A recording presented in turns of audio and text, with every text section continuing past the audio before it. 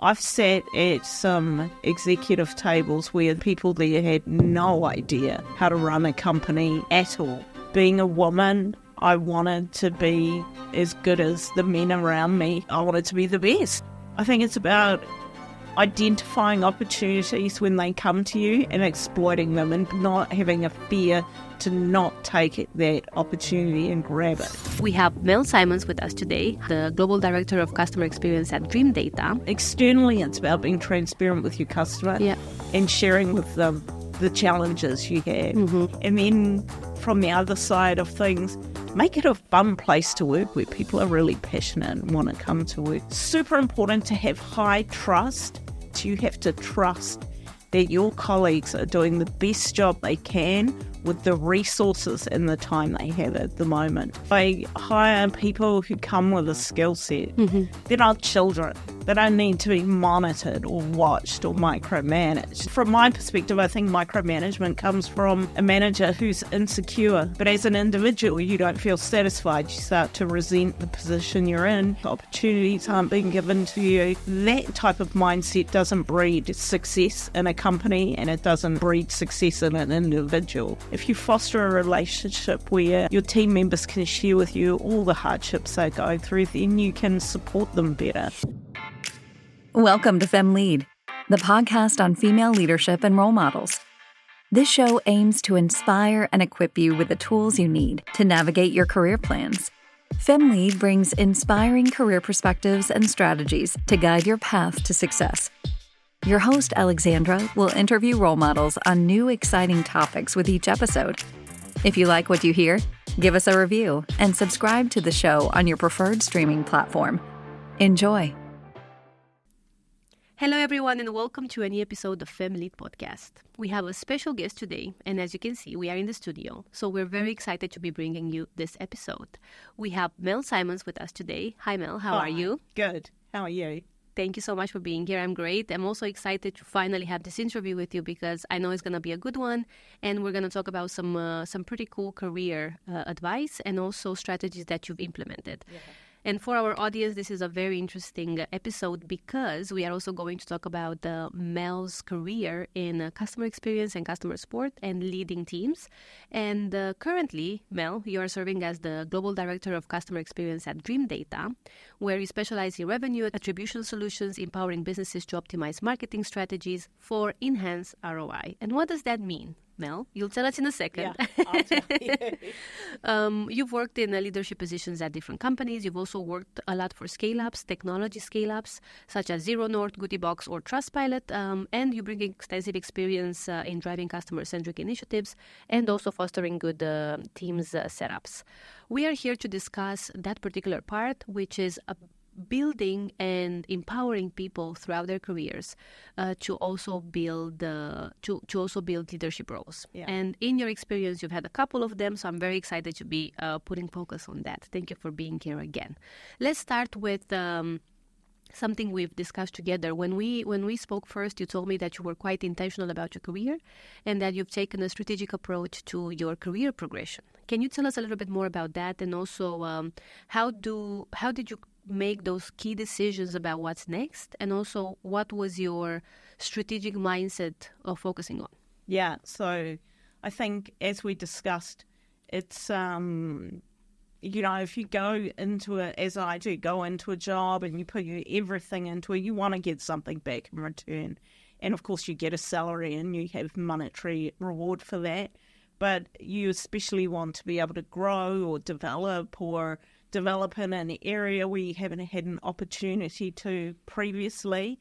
So, yeah, I have made strategic moves before. If I can't see a pathway to growth or an opportunity to learn more or to expand in any way, then I will look externally to another position where I can get that. And that could be for a change in title, or it could be looking into a different function that I'm not that experienced in, that I want to become more experienced in. So I think we touched on how I had a lot of experience coming from sales, account management, and customer success. And I had sort of a light experience in managing support teams. So, small support teams at a startup or a scale-up, and I wanted to expand that knowledge. So I went to a B2C company where I went from, having experience in managing sort of 4 or 5 support people into a huge team of 60 direct support agents. So that was really exciting and a really good learning curve, and a really interesting way to bring my experience into that to help obtain some efficiencies as well. So, yeah, super interesting for me. Fantastic. I also find it refreshing that you mention the reason why you're looking at your career strategically is because the moment you do not see growth, it's time for you to look outside. Yeah. Or, of course, inside if you're in a large organization and you have the opportunities to scale your career internally. I think this is refreshing to hear because somehow there are ways in which people feel, and this is feedback we've received at FemLead as well, penalized from leaving a specific company. Yeah. And there's this idea that, well, you should give it a good try. And I would like to hear your opinion about, from our career perspective, why is it that you focus on growth more than you focus on the kind of current setup that you have in X company? Yeah. So I think a lot of people, if you have someone sitting in a function and they're very good at it, it's very easy just to leave them there because they're performing the job the best they can. They're giving you great results. And as a leader, I know that I have been in that position before where I have been in a commercial role and I've always exceeded my targets and it's just been ticking on and on. And so it's very easy for leadership to leave me in that role. But as an individual, you don't feel satisfied. You start to resent the position you're in. You start to feel undervalued because opportunities aren't being given to you. And so that type of mindset doesn't breed success in a company and it doesn't breed success in an individual. So I think always looking for ways you can grow and empower and expand yourself is super important. And to take that responsibility on as an individual, I think, is important too. So you can be very strategic within a current company. You can offer to help out on various projects that are maybe a little bit out of the role you're currently in, but can give you additional skill sets to look at other opportunities within the business. Or you can look to move elsewhere to where there are more opportunities. So I think if you want to learn a lot about how a business is run, a startup or a scale-up is a great place to do that because you get to put your fingers in a lot of pies and try a lot of things. So it's very, you're growing startups into scale-ups, so therefore you're wanting to grow along with that journey. So it's a good... The startup ecosystem is a great opportunity to grow your skill set. I agree. Yeah. I agree. I definitely agree with you when you talk about the startup ecosystem. We actually just hosted an event with the Scale Up on building careers in startups as well here in Copenhagen. And one of the reflections I have around this topic is that as a person who built her career in startups and scale-ups, the extent to which you can learn. Yeah. It's so, I would say, diverse, and also, honestly, you get a lot of responsibility in some projects from the beginning because you are one of the few people who are there, either from the beginning or you have, honestly, just the stage to try it out. Yeah, I mean, if you're a founding salesperson in a startup, you're going to be doing your own marketing, you're going to be doing your own inbound and outreach, you're going to be doing your own closing of pipeline, and you're going to be account managing and doing customer success with them afterwards. So you get to learn that whole customer journey if you're a founding, AE or salesperson. So, Absolutely.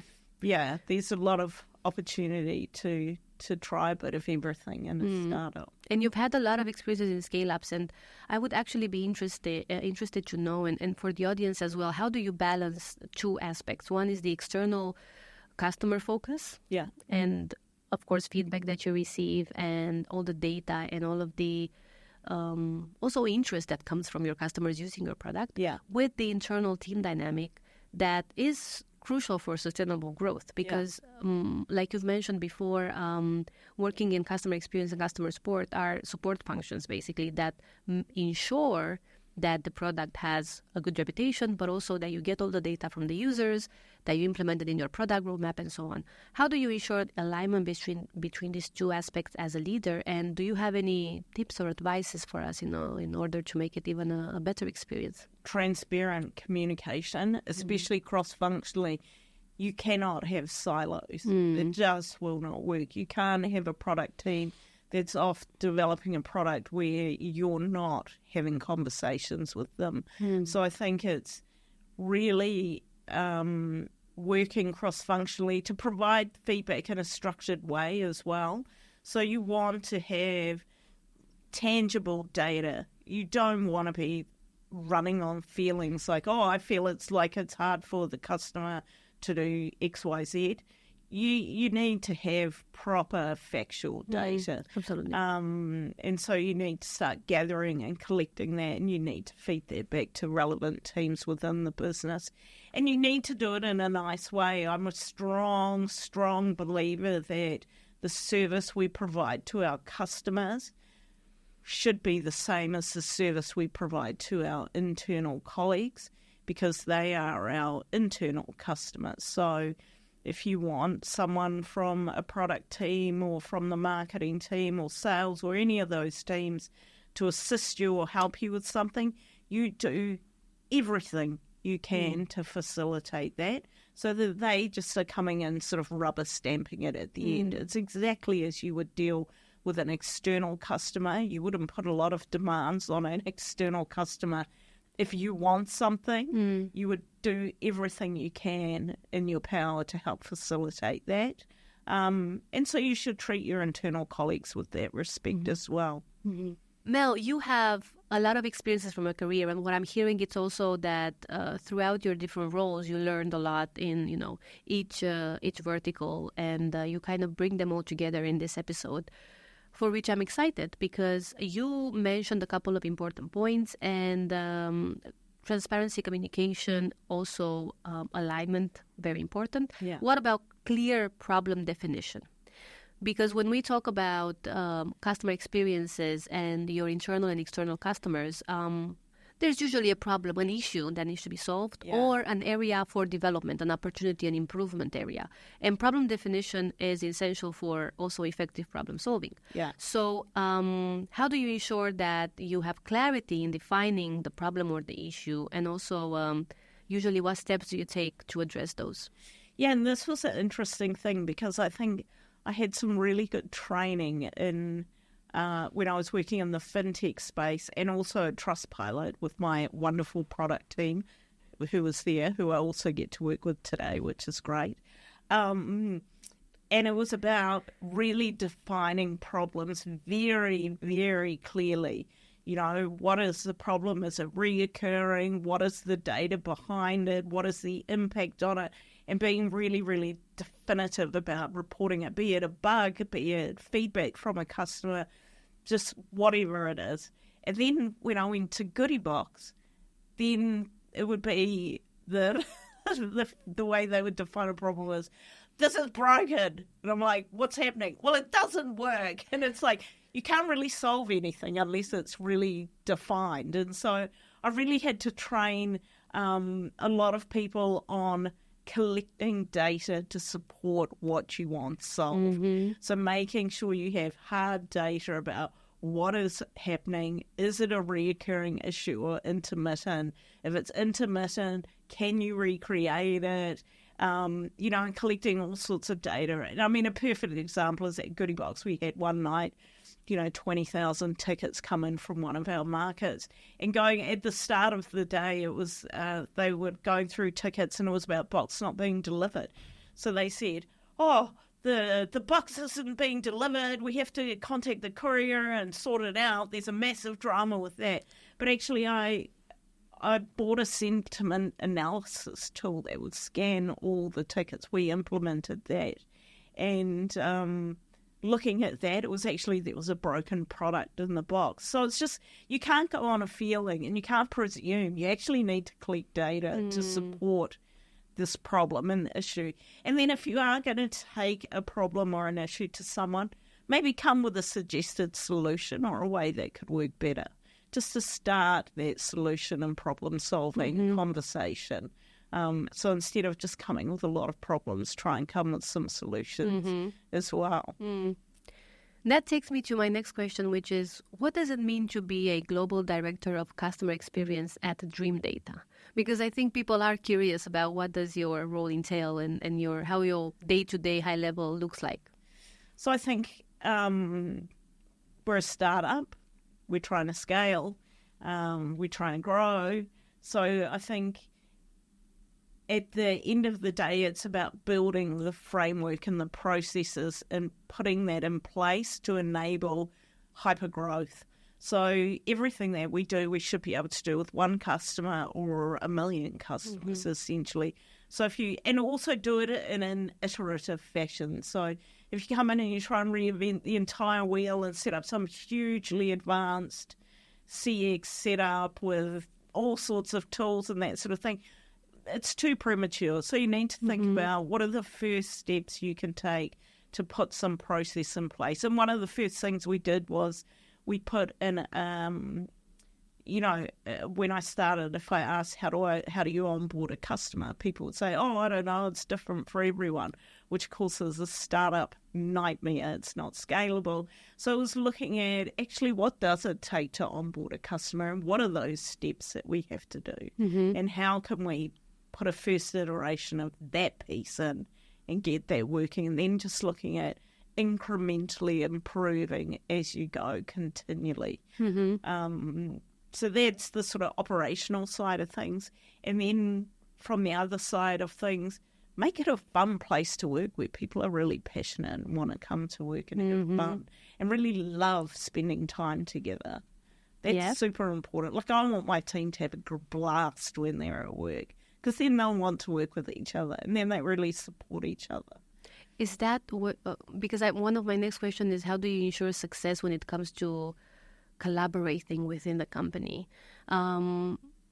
It's not only about delivering exceptional customer experiences and support if possible. And sometimes you can't in the early stage because your product is, rocky, but it's about being externally, it's about being transparent with your customer and sharing with them the challenges you have, and being honest with them around things so they know that there's no bad intention or you're not being negligent or anything like that. And then internally, it really is about the communication, transparency, and also super important to have high trust in the other teams you work with. So, you can have people come over and say, well, the product does this and da-da-da-da-da, and this doesn't work. But what I continually tell my team is you have to trust that your colleagues are doing the best job they can with the resources and the time they have at the moment. They're not maliciously trying to make life difficult. They're doing the best they can with the tools they have, and you need to support them in that 100%. Of course, you can still give feedback, but it should be constructive and realistic. When it comes to your career journey, you've had a lot of experiences, I imagine. This is purely hypothetical, but we've also spoke before, so I think I know a little bit about the kind of ups and downs of leading teams and growing them. And also, we've talked briefly earlier about being a support function and making sure that at the table it's as listened as every other aspect of a vertical within a startup, specifically when it grows. What are your pieces of advice when it comes to ensuring alignment for the team? And also, when you look at your career journey, what would you advise someone who's looking to grow into this career? Yeah, I think there's, for my career personally, there's sort of two avenues towards it. One, you can come from a sales background or perspective and move into a commercial CX, sort of CSM job, where you're responsible for renewal, upsell, win-back revenue. That's sort of the pathway that I took into it. And then the other pathway is to come from a support function, where you come from being in a support team, maybe in technical onboarding, and then into a CX role. I mean, I'm biased. I think people who come from a commercial role are better for business overall, because when you make a decision, you look at the commercial viability of the decisions you're making and the impact that it is going to have on the growth of the company. You may not have that insight if you come purely from a support function. So it just, it depends on which sides you come in from. So, Very interesting. When you look at the challenging situations, I also want to talk about, all the ups and downs of your career setup and also what you've learned from it. When it comes to a challenging situation and the way you approach challenging situations, how do you navigate different perspectives and priorities across various departments or stakeholders? Because as we've mentioned earlier, they will vary depending on the stage of the company, the growth path, and also what KPIs are in place. How do you manage that? I think, first of all, you all should pretty much, if you're in a successful startup, you should know what your main goals as a company are. So you can pull back to that and direct people. So if there are certain OKRs for the company, you can, and someone doesn't want to do something, then you can say, how's this other project that has higher priority going to contribute to our overall OKRs? You can also, if you have some good company values, you can pull on those as well. So if you have a value about transparency or sharing or working together or that sort of thing, you can say, hey, this is not contributing towards our company values. Look at that. The other thing you can do is, like I said, make it as easy as possible for those teams to assist you. You can also be creative around how you try and get stuff done. So maybe not go the usual route. Maybe try talking to a different department who's also working with a team and try and get it that way. But then the other thing is sometimes it's okay to let people fail, or to let a process fail, or to let something fail, because if you are running around getting completely stressed out of your head, trying to do 10 people's work because you can't get those people to work with you, sometimes it's good just to let that fail. And then people could say, then management can see, okay, this is obviously something that doesn't work. We need to fix it. Or this is an individual that needs more training or more assistance. We need to help that person. So if you have people trying to sort of carry things that aren't working properly, then it won't become highlighted. So, sometimes you do need to just drop the ball and, as long as you do your part of it. But if the chain breaks, then it can point to a bigger problem that needs to be looked at. But if you keep covering it up, then, of course, that will never be uncovered until it becomes a crisis. Yeah, very good advice. And very good advice also for founders and leadership teams that are looking to scale. Yeah. Because there's this fun part, and I know that because I've been in different stage companies as well. There's this fun part of building the actual product and then scaling it. It's a whole different process. Yeah. And sometimes we think that we can 10x the current process and then it will work. Yeah. We just 10x this, then add more to it and more to it. But at the end of the day, it's actually not as easy. Yeah. In your experience then, how do you then plan for the future, for a successful collaboration when it comes to that area of growth? Because a lot of our listeners work in scale-ups. Yeah. How do you prepare from your role to have a successful setup? Well, from my perspective, particularly looking after CSMs, account managers and support function, what's really important for me is the sales forecast. because that will determine the workload that's going to come through my team. And by sales forecast, you mean goals or just pipeline? What their pipeline is, how they're tracking quarter on quarter, what they expect to sell for the next year, what their targets are for the year, because based off that, then you can manage the headcount around it. You can look at the volume of work that's going to be coming through and where you should make efficiencies first. And based on that, also which markets they want to expand into. Do they need language support for those markets, or is it just going to be blanket English? I mean, if you're going into Germany, you really need German language support for that market. Because English speakers is, you can't just presume you can break Germany with English-speaking teams. So those sorts of things helps with the planning for that. That also helps for the sort of workload management for your team. And then it's about putting the right people in the chair. Yeah. And making sure you have their headcount available to hire for that team. Yeah. Yeah. A lot of great, honestly, great advice. And we can also hear your years of leadership, honestly, shining bright. And I'm sure that at Dreamdata, you are also a core, key stakeholder in that process, because you've seen it a couple of times. Yeah. And now it's genuine that once you are given the environment set up and the goals, to kind of put the right team together and divide and conquer based on priorities, which is really, really great to hear.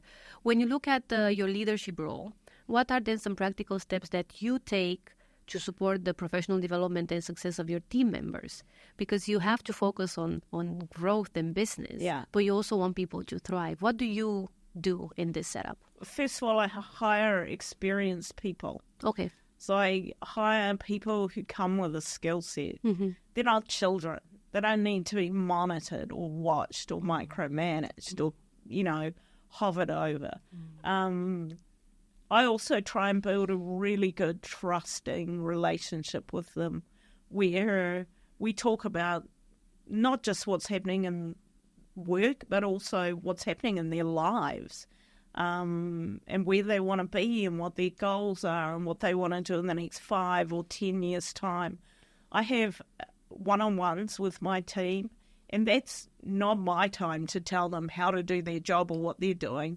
That's their time they get with me, and they can ask me anything. And it could be around the job, or it could be around the fact that their, girlfriend's having a baby and all sorts of things. So I would say in those one-on-one sessions, a lot of the time is actually talking about them and their life and what's happening for them and challenges they're finding. And I have expats in my team advising them on how to do their taxes and all sorts of things, which happens when you have an international team. You have people who are new to Denmark. They don't know how things are set up, and if you can help and advise in any way, because we do spend so much time together. And I'm not a world authority on how, or a psychologist or anything, but I think if you foster a relationship where your team members can share with you all the hardships they're going through, then you can support them better. So, I have one of my team members who's going through a massive renovation out in Jutland at the moment. So right now he's not going to be able to keep to a schedule coming back to Copenhagen office, and maybe he can't do some meetings. But as a team, we rally around him and give him the support so that he can get through that part of his life, and then he'll be back with us again. So I think that's super important with the team you build as well, that they can work in a close, dynamic way like that. I'm not going to lie, you definitely sound like a cool manager. And also having the focus on people to be set up for success. Yeah, and also I want people to be their own leaders. I have very experienced customer success managers who, they're there working in that position today at the coalface in tech. They're the best at that job. They know how it should work. So if we need to think about, a new structure or opening a new market or something like that, they're the people I want to talk to because they know our customers. They're the people that I want to have around the table with me to set up new process. They're also the people that are going to have to work with that process. So I always say I'm not a dictator, I'm a collaborator. So I like to collaborate with my teams and not sort of tell them what to do. Yeah. And then I think, you have a whole team of brilliant people versus my aging brain. I'd rather have that kind of power behind me than just this. Mel, you honestly, I think being a part of your team at Dreamdata must be very fun. So I hope so. That sounds really, really fun. When it comes to your career, I want to talk a little bit about your career development because it is a podcast focused on career development. You mentioned from the beginning that you had career aspirations and you were intentional with your career growth. How do you then ensure clarity in defining your personal and professional goals, both internally for your personal growth, but also externally for the organization to succeed? Yeah, I'm super bad at goal setting, actually. I'm very good with like a strategic goal that a company has and going for that because it can be quite targeted around like a commercial goal. But personally for me, like when it comes to career goals or anything, I guess being a woman, I wanted to be as good as the men around me there was a lot of men when I started in fintech and tech. Having come from sales initially, I wanted to be the best. I wanted to be as good at it as everyone else. And I think that comes from my dad. He always was, of the opinion, just because you're a girl doesn't mean you can't do it. And he used to make me go sailing with him when I was a little kid and help fix the car and those sorts of things. So I think I've had this very strong woman empowerment from birth. And then I think, like from a personal perspective, I think it's about identifying opportunities when they come to you and exploiting them and not having a fear to not take that opportunity and grab it. And also not to freak out if it's a bad opportunity that goes not your way. Take that as a learning opportunity. But I think, just taking some risk and being able to identify opportunities and jump on those, that's how I've navigated, basically. Yeah. Risk-taking is not always easy. No. Especially for women. I don't know if in our bubble we hear this, but I hear it a lot. Yeah. I don't want to take the risk. I'm not sure if it works out. I didn't get the right vibe. I'm not sure I want to do this. What if it doesn't work? And you are right that we should definitely consider everything and be intentional. But you also don't know what you don't know. So if you do get a good opportunity, perhaps taking that chance is the right way forward, because if you don't step, you don't know how it will, actually look for you. Yeah. And I would like to actually focus on that a bit.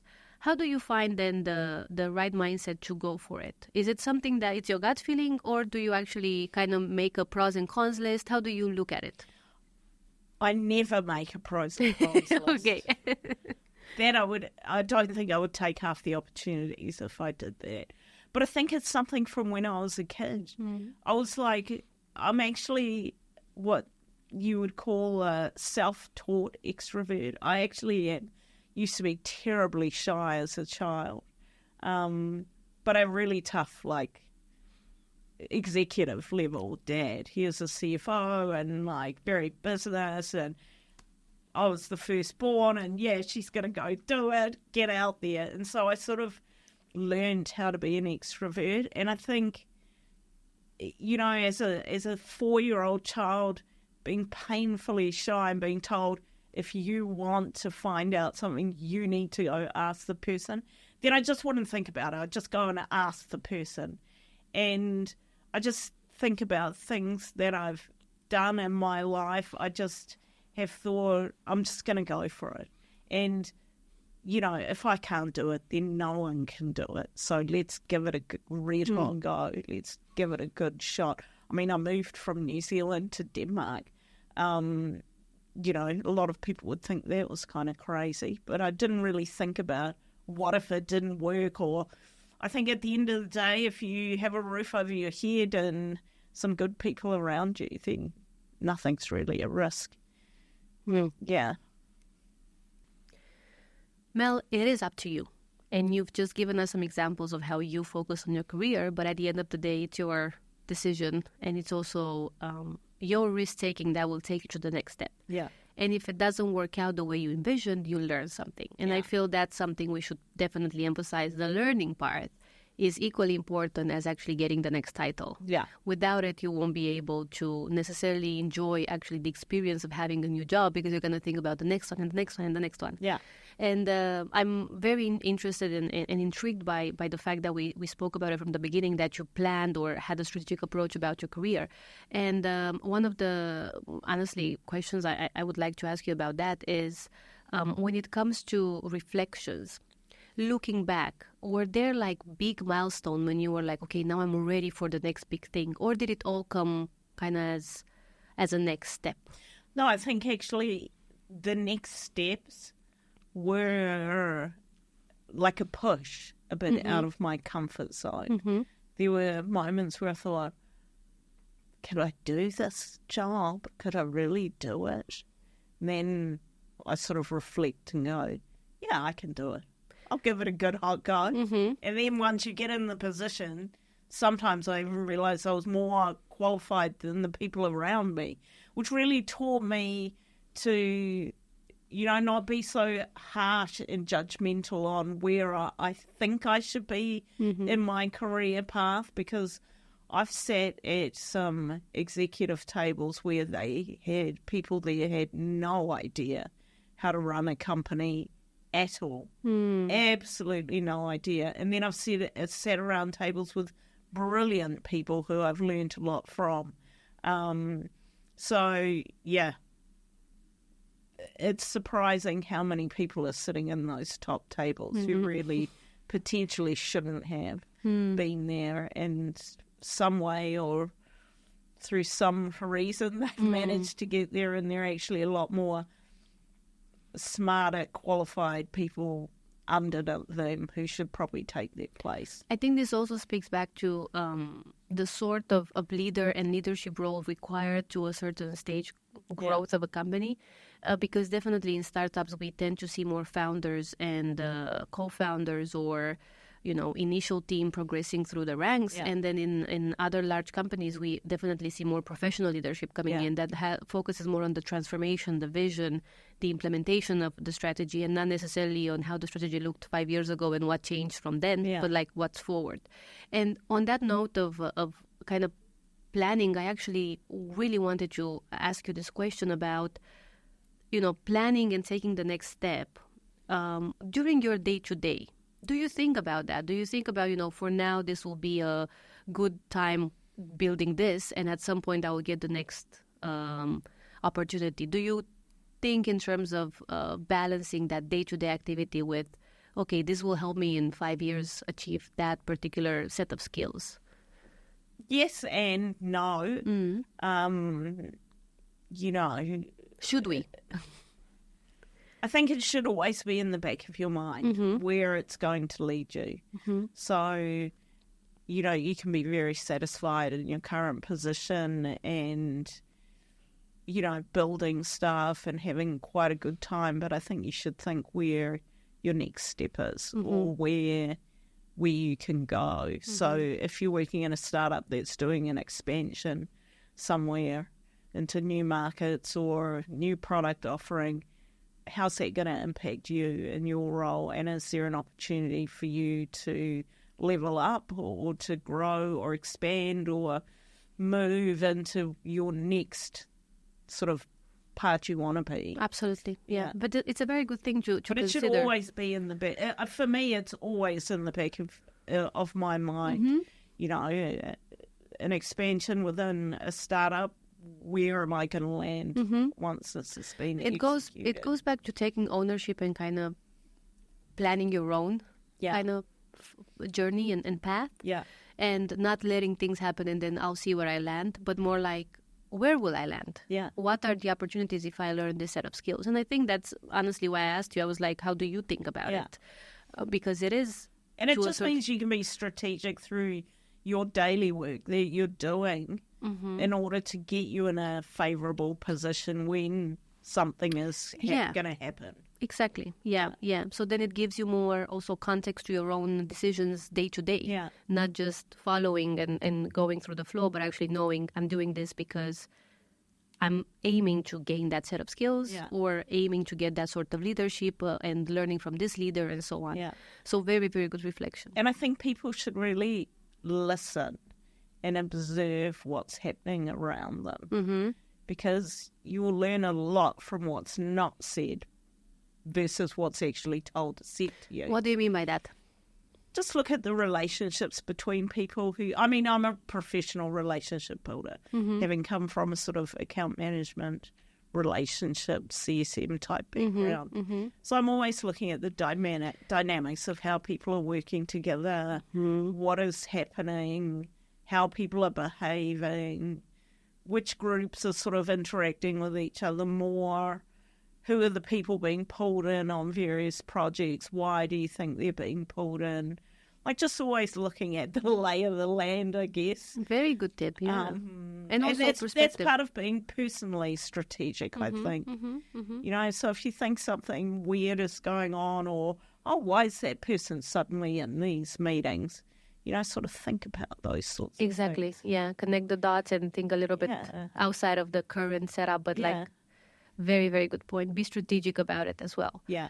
Super, super nice. I mean, Mel, you shared so many good pieces of advice, and you send us thinking on like strategy for ourselves, which is honestly what I wanted out of this interview for me to understand how you looked at it. Because from the moment we spoke first, you've mentioned yes, I had a strategic approach, and I think also managing up is really, really important. Very important, yeah. Just looking, you know, if you have a difficult manager, is there an opportunity for you either to move out of that team and transfer to another team if you can't tolerate that particular manager? Or is it someone you can tolerate, but can you work in a way that's going to make their life easier and therefore they'll be more lenient on you? So I've had micromanagers before who were just horrendous. So I proactively made a work in progress document where I would list everything I'd done for the week and what I had planned for the following week. And I would send it myself at 5 o'clock on a Friday every week. I was not asked for it. But that's how I managed that particular micromanager who would be super good down my neck all the time. Okay, so when it comes to seeing the signs and understanding different leadership styles, you took a proactive approach to say, I'm going to make sure that this information comes from me because I know you would like to see it. Yeah. And even though you don't tell me all the time, I've noticed this is your leadership style, so it will help me sending this. Yeah, and from my perspective, I think micromanagement comes from a manager who's insecure. So if you can give them all the information they need at the touch of a button sort of thing, then they can leave you alone to get on with your work because you're giving them everything they need to make them feel more secure in their position. It's unfortunate you need to do that with some people, but it can be an effective way to manage people who are breathing down your neck every 2 seconds, which I don't know why people do. I mean, there's been so many studies that say micromanagement is the most horrendous form of management, and you know, I don't know why people want to control and measure adults. You know, you wouldn't even do that with your child. You send your child to school and entrust them to someone else for all those hours. Why don't you entrust your own sort of team to work as they should? Yeah. So it's a good question. I don't understand people who micromanage. But you also shared very valuable advice on how to manage that, at least to begin with. And then throughout your journey, you'll also get more tips, and also perhaps you will be able to have more open discussions about, you know, what would be best. Yeah. So Mel, we are going to ask you a little bit about mental health because we have talked about that as well. We want to touch upon the subject. And working in startups and scale-ups usually means that you work in high-pressure work environments. Yeah. Deliverables are really out there, but also the team needs to push. And depending on promises we've made to customers, sometimes you also get surprises and deadlines that you haven't thought of. And that creates this high-pressure work environment. Yeah. How do you manage that? Did you find any sort of strategies or practices that are helpful in maintaining this well-being feeling, and also in practice to feel that you are, balanced, especially during challenging times? Yeah, from a personal perspective, I think the biggest thing, which was probably the hardest thing for me to learn, was walking out of the office and leaving work at the office. I remember you told me that before, and I noted down. I was like... And I would say it took me probably most of my 30s to learn how to do that, to actually be able to say, right, I'm off the clock now, switched off. It'll have to wait. I mean, we're not saving lives, for goodness sake, No one's going to die. We can go home and rest our brains so we can come back again. But it was very hard, especially when you take your work really personally and, you wear it as a sort of, it's part of who you are as your performance. But again, it goes back to that thing that sometimes you have to let things fail. So I remember when I was at Trustpilot, my first portfolio was 9,000 customers. There's no way you can service that many customers. So then it was just about priority, prioritised by, at that time it was the MRR, and prioritised around strategic importance of those customers. And then the rest, if they all wanted to churn or whatever, that would have to happen. And that would, indicate that there needs to be more headcount into this area. So I think being not so tough on yourself and feel like you're failing, you have to have some self-confidence that, if you can't do it, no one can do it, and therefore there needs to be a fundamental change in the job that you're doing.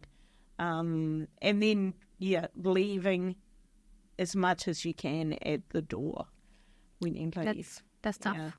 Especially for people that are in the midst of their career and they really want to they want to progress, but they also feel like now is the time. Yeah. Now is the time to progress, and now is the time to get the next big project. But you're not going to progress at all if you're burnt out and have to go out on a 2-year stress leave. That would be far more damaging than, say, churning a few customers or making some mistakes in your daily work. Yeah, absolutely.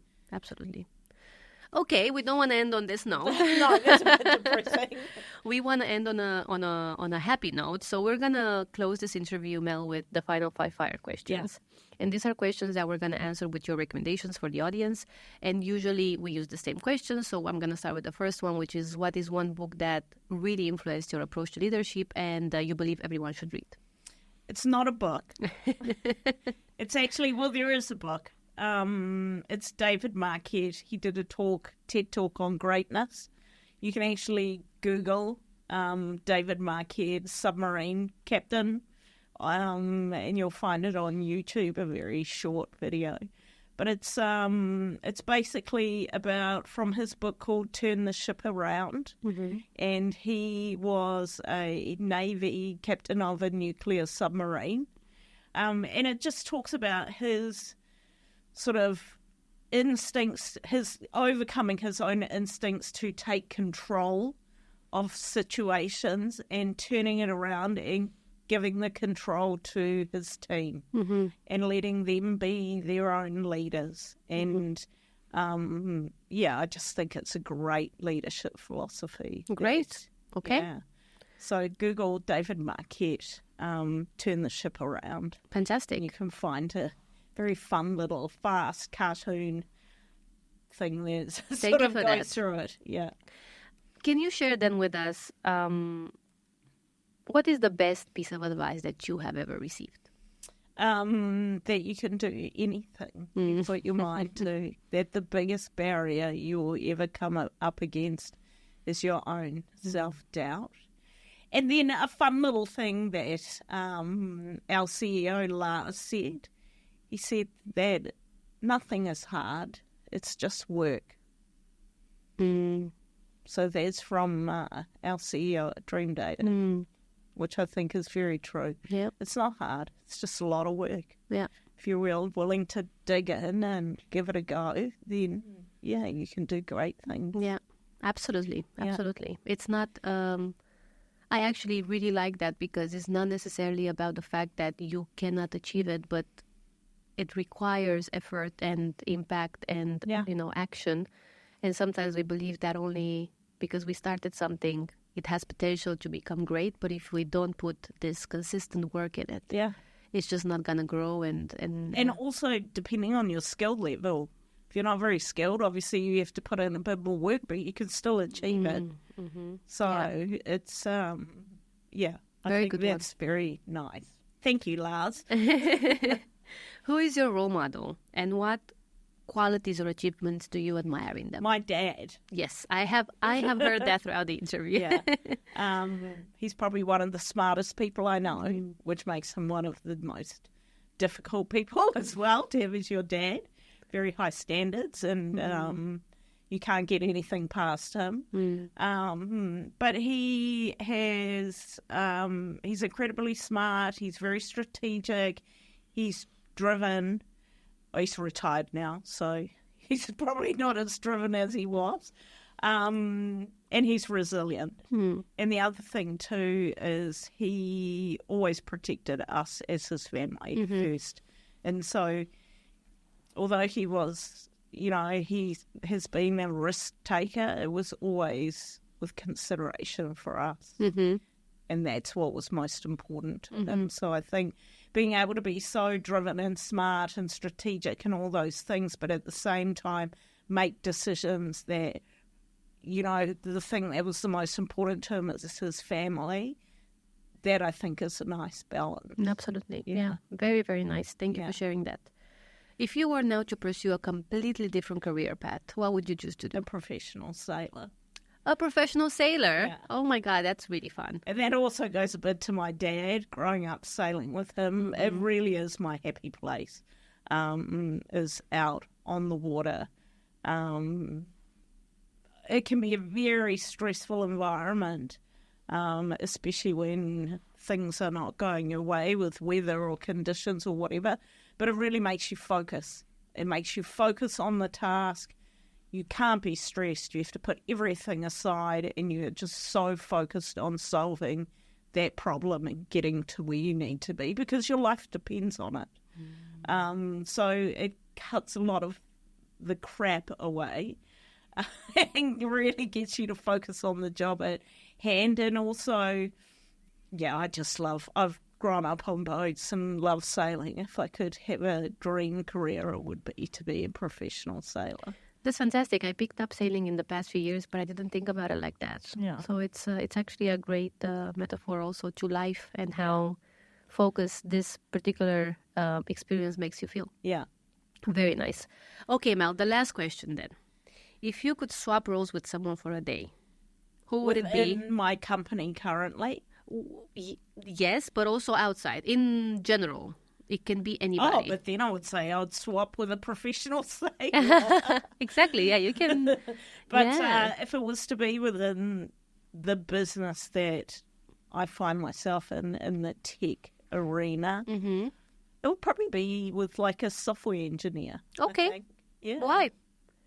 It's probably the area of the business I know least about. I mean, I know, of course, how products are built and how they're developed and the sort of